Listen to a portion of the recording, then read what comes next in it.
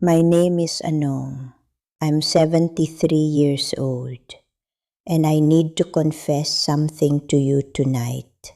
Something I kept secret for most of my life because I believed it revealed a fundamental flaw in who I was. I was a worrier. Not casually, not occasionally, constantly, comprehensively, with a dedication that, if I had applied it to anything useful, might have made me extraordinary.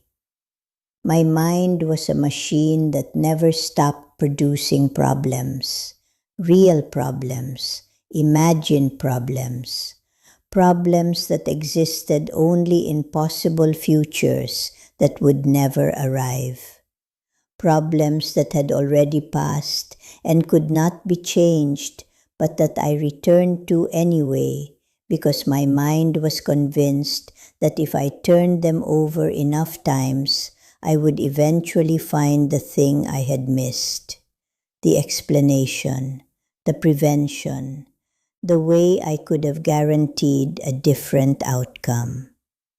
I worried about everything, about health and money and the people I loved and the world in general and the specific cruelties of time and chance. I worried in the mornings before anything had happened, in the evenings after everything was fine, in the middle of nights that should have been for sleeping.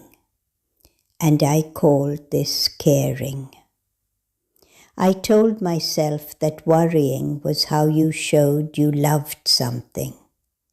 That if you stopped worrying, you stopped taking things seriously.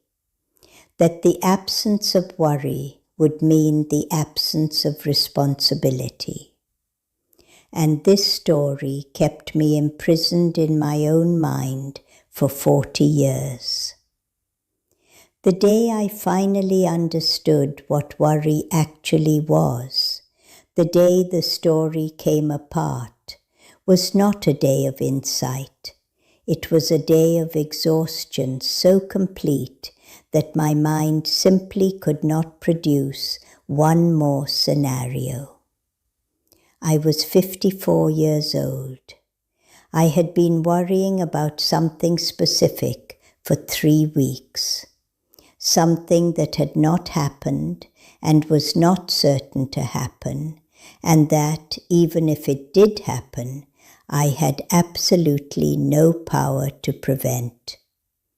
And I had spent 3 weeks living inside a future that did not exist, feeling the grief of a loss that had not occurred, experiencing the fear of a disaster that might never arrive, paying the full emotional cost of an event that existed only in my imagination.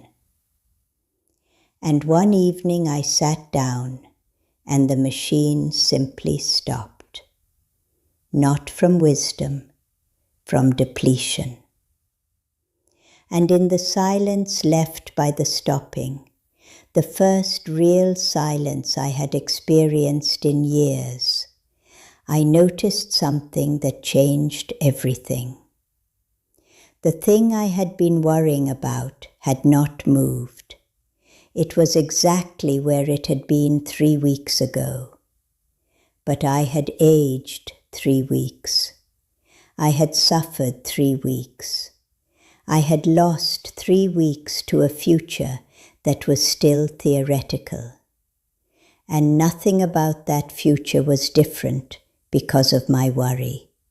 Not one thing. The worry had produced nothing except the suffering of the worrier. This sounds obvious when I say it plainly. It was not obvious to me for 50 years. Because worry is designed to feel productive. It disguises itself as preparation, as vigilance, as the responsible response to uncertainty. Your mind presents you with a problem, and immediately begins generating solutions, evaluations, contingencies. And this activity feels like doing something. But it is not doing something. It is suffering in advance of something that may never require any response at all. It is living in a future that does not yet exist and might never exist at the cost of the present moment that does. The Buddhist teaching that broke this open for me is one I have returned to more times than I can count. It is also the simplest. There are two categories of problems. Problems you can do something about, and problems you cannot do something about. For problems in the first category, worry is irrelevant because action is available. Do the action, address the problem, move in the direction of resolution. The worry adds nothing to this. It does not improve the action. It does not make you more effective. It simply runs alongside the action, narrating its potential failures, consuming energy that the action itself needs. For problems in the second category, worry is not only irrelevant, but actively harmful. Because you cannot change what you cannot change, and spending your mental and emotional resources on trying to mentally modify the unmodifiable is spending them on nothing, on less than nothing, on the creation of suffering where there was only uncertainty before. What this teaching gave me was not the ability to stop worrying instantly. Nothing gives you that. What it gave me was a question. When the worry arose, as it always did, I learned to ask, is this something I can do something about right now? Not eventually, not in theory, right now, in this actual moment.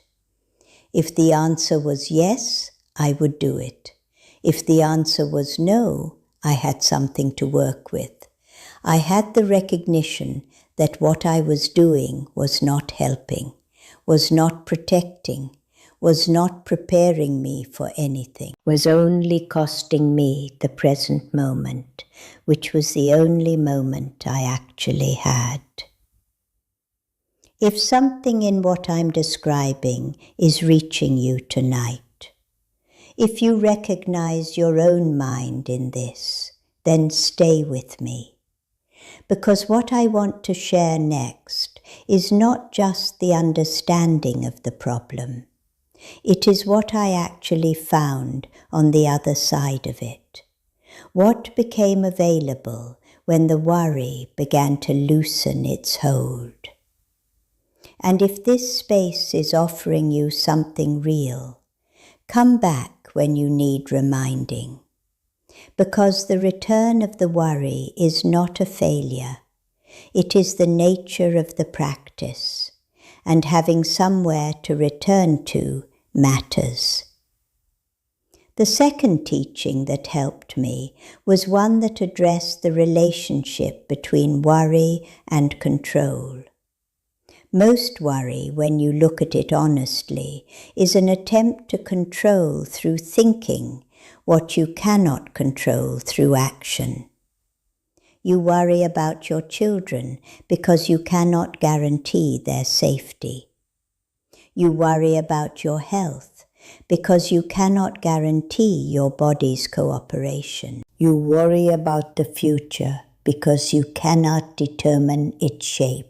And the worry is a kind of mental reaching for a control that thinking cannot provide. A desperate attempt to use cognition to prevent what cognition has no power over. And what Buddhism offers instead is not indifference to outcomes, not detachment from what matters, but the genuine understanding that your relationship to uncertainty can be different from the one worry creates. That you can care deeply about something without torturing yourself with the infinite scenarios in which it might go wrong. That caring and worrying are not the same thing, no matter how long you have believed they were. I loved my children with everything I had, and I worried about them constantly. For years I thought this was the same act, that the worry was the love expressing itself in the only way available when you cannot protect them from everything. But the worry was not love. The love was love. The worry was fear added to love. It was the fear that love alone was not enough, that my caring without my suffering would somehow be insufficient, that if I stopped worrying, I would be abandoning them to a universe I could not control. And this belief, this deep and unexamined belief, made me suffer constantly in the name of love, made me live in futures full of harm that hadn't happened, while missing the present full of life that had. The third teaching is perhaps the most practical one, and it is about what you actually do with the worrying mind when you are inside it and cannot simply think your way out. Because understanding that worry is unproductive does not stop the worrying mind.